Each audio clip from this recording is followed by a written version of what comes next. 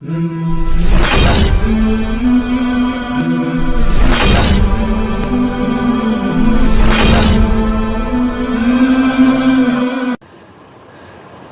کی بات آپ کو سنا ہے، اعظم گڑھ ملک میں مشہور ہے، یو پی کا ایک بڑا شہر ہے، وہاں ایک چھوٹا دیہات ہے، دیہات کا نام یاد نہیں، اس میں ایک سانپ تھے بانکے رام۔ اللہ نے ایک ٹی سی کی محنت پر ان کو کلمے کی توفیق بخشی۔ ٹی سی کوئی اچھا دیندار رہا ہوگا، اخلاق والا رہا ہوگا، اس کی محنت پر اللہ نے ان کو اسلام کی توفیق بخشی۔ عمر آباد میں ایک مدرسہ ہے دارالسلام کر کے، وہاں انہوں نے داخلہ لیا، وہ عالم بن گئے، بانکے رام، ضیاء الرحمن ان کا نام رکھا گیا۔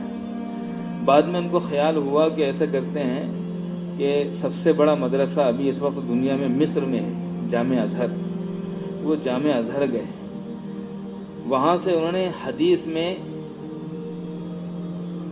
آپ کی زبان میں کہیں گے کہ پوسٹ گریجویشن کیا، اس کے بعد پی ایچ ڈی کی ڈگری انہوں نے حدیث میں لی، پھر پورے جامعہ ازہر جو مدرسہ ہے، یہ بڑی یونیورسٹی ہے، پورے جامعہ ازہر کو انہوں نے ٹاپ کیا۔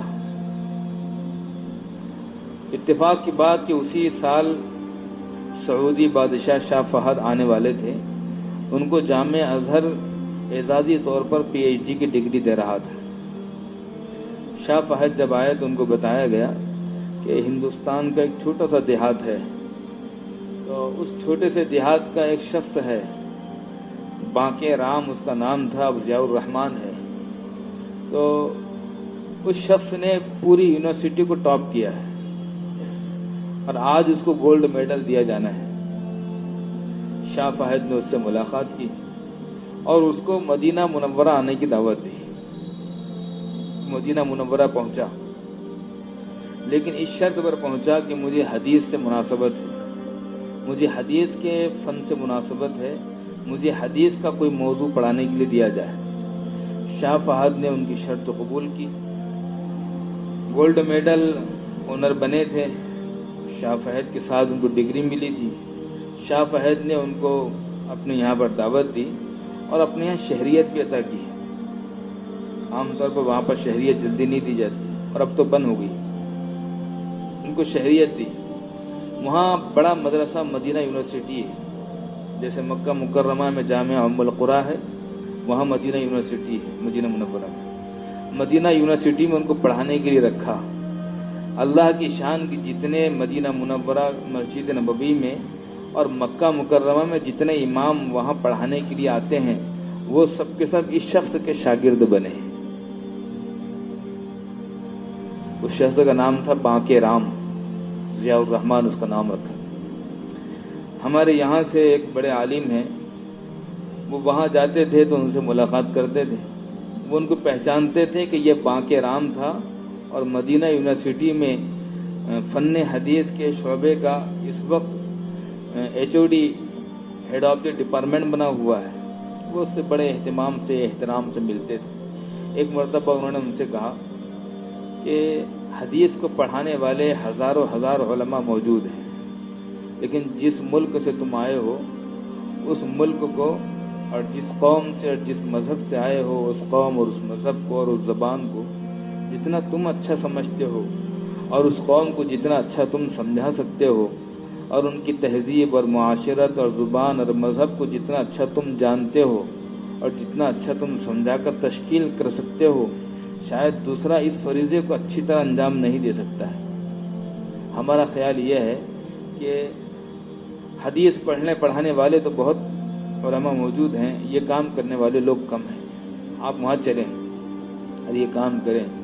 تو انہوں نے کہا کہ 20 سال پہلے مولانا علی میاں صاحب ندوی نے بھی مجھے یہ بات کہی تھی۔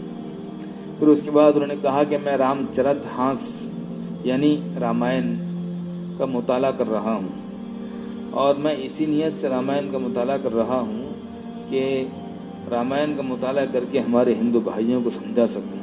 اس کے بعد انہوں نے ایک بات کہی کہ پوری رامائن کا مطالعہ کرنے کے بعد میں اس نتیجے پر پہنچا ہوں کہ شری رام چندر جی کی پوری زندگی میں صرف ایک ایسا واقعہ ہے جس پر انسان کی آنکھ کھلتی ہے اور کھلی رہ جاتی ہے، وہ ایک واقعہ وہ ہے کہ انہوں نے اپنے والد صاحب سے کوئی وعدہ کیا تھا، اس کو نبھانے کے لیے جنگل میں بنباسی کی 14 سال کی غالباً زندگی گزاری تھی۔